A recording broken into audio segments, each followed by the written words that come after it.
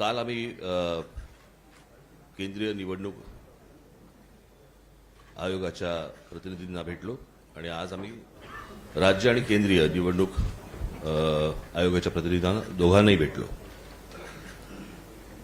आता जयंतराव म्हणाले किंवा बाळासाहेब म्हणाले, मला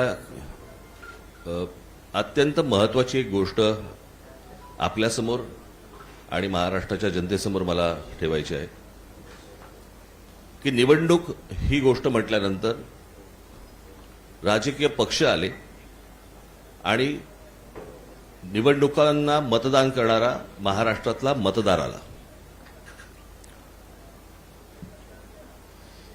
निवडणूक आयोग ही फक्त निवडणुका घेतात, कंडक्ट करतात, परंतु राजकीय पक्ष हे निवडणुका लढवतात. आणि राजकीय पक्षांना जर समजा निवडणूक आयोग ज्या याद्या मतदार याद्या आहेत ह्या जर समजा दाखवतच नसेल तर मला असं वाटतं की पहिला घोळ इकडे आहे की आम्ही तुम्हाला याद्याच नाही दाखवणार. म्हणजे मी आता तुमच्याकडे 2024च्या निवडणुका व्हायच्या अगोदर आणि 2024च्या निवडणुका झाल्यानंतर अशा मी तुम्हाला 2 याद्या मी तुम्हाला फक्त आता दाखवणार आहे.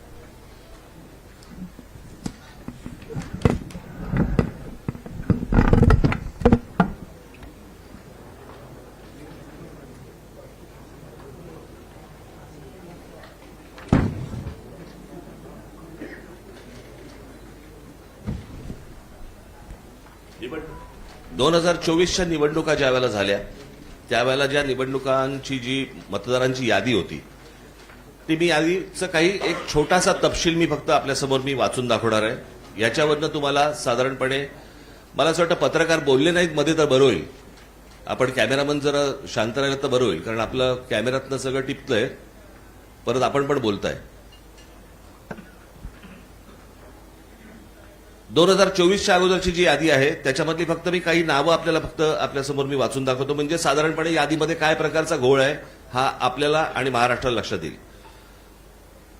मतदारसंघ 160 कांदिवली पूर्व, नाव धनश्री कदम, वडिलांचे नाव दीपक कदम, वय वर्ष 23. आता वडिलांच्या डिटेल्स. नाव दीपक रघुनाथ कदम, वडिलांचे नाव रघुनाथ कदम, वय 117. मतदारसंघ 161 चारकोप, नाव नंदिनी महेंद्र चव्हाण, वडिलांचे नाव महेंद्र चव्हाण, वय वर्ष 124, वय 124. आता वडिलांचे डिटेल्स. नाव महेंद्र कुमार श्रीनाथ चव्हाण, वडिलांचे नाव श्रीनाथ चव्हाण, वय 43. कोणी कोणाला काढले तेच कळत नाहीये.